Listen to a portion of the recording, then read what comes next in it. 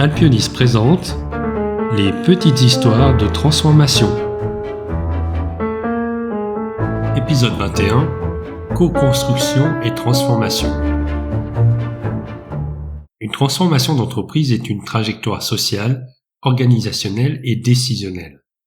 Et dans les PME en particulier, une condition détermine la vitesse, la qualité et la durabilité du changement, l'implication des parties prenantes dès le début, dans une logique de co-construction structurée. Pourquoi ce point est-il si déterminant ? Parce qu'une transformation modifie simultanément trois choses: les règles de travail, les critères de performance et la répartition des responsabilités. Or, ces trois dimensions doivent faire partie d'un plan projet. Elles vivent dans les équipes, dans les interactions quotidiennes, dans les arbitrages locaux. Lorsque la transformation est conçue au-dessus, puis déployée en dessous, elle manque de véritables leviers d'adoption. À l'inverse, une conception qui implique tôt les bonnes parties prenantes augmente la justesse des choix, réduit les itérations coûteuses et construit dès l'amont la capacité d'exécution.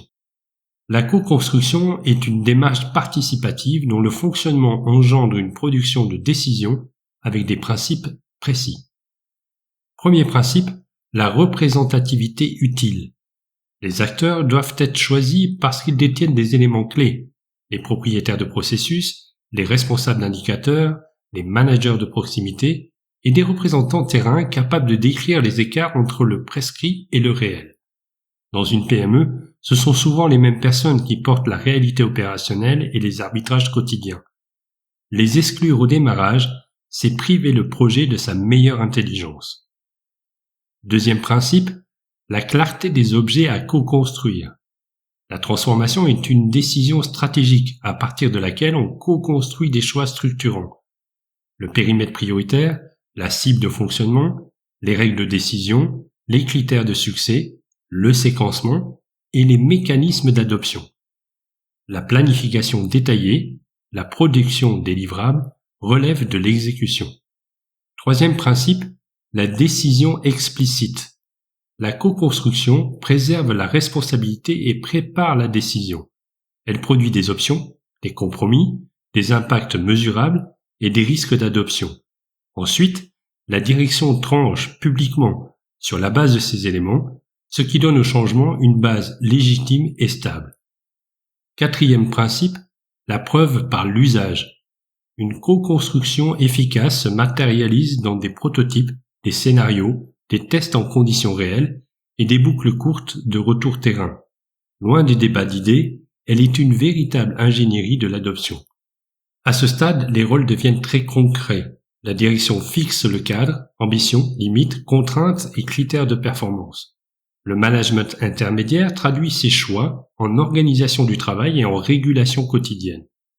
Les experts métiers et les équipes terrain apportent la réalité des flux, des exceptions, des dépendances et identifient les conditions pratiques d'appropriation. L'équipe projet orchestre, formalise, structure les décisions et sécurise le rythme. La co-construction est alors une vraie et rigoureuse distribution de contributions au bon moment sur les bons objets. Pourquoi cette co-construction doit-elle être initiée par des éléments haut placés dans la hiérarchie ? Parce qu'impliquer tôt des parties prenantes, c'est modifier la manière de décider. On rend visibles les arbitrages, on expose des tensions intermétiers, on accepte d'ajuster des priorités et on réalloue parfois des ressources. Cela ne peut fonctionner que si l'initiative est portée par un niveau capable de fixer une priorité commune, d'autoriser le temps investi et de protéger la démarche des urgences concurrentes. Grâce à cette impulsion hiérarchique, la co-construction devient alors un moteur d'exécution sans se résumer à de simples consultations internes.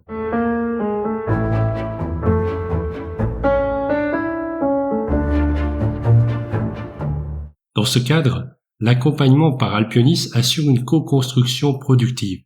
Il s'agit de cadrer les ateliers, structurer les options, mesurer les impacts, organiser les boucles de tests et éviter les impasses classiques comme les débats sans décision, les compromis flous ou la participation symbolique sans engagement.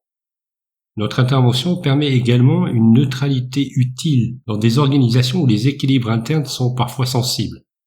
Nous sollicitons les avis factualisés, facilitons les arbitrages et aidons à transformer des divergences en arguments exploitables pour le décisionnel.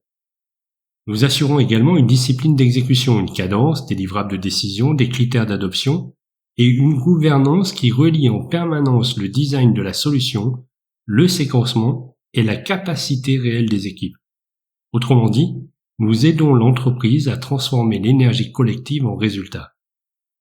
La co-construction, lorsqu'elle est structurée, initiée au bon niveau et accompagnée avec rigueur, est l'un des moyens les plus fiables de produire cette cohérence stratégique, managériale et opérationnelle durant tout le cycle de vie du projet de transformation et surtout de rendre cette dernière durable. Vous souhaitez en savoir plus? Rendez-vous sur alpionis.ch, alpionys.ch.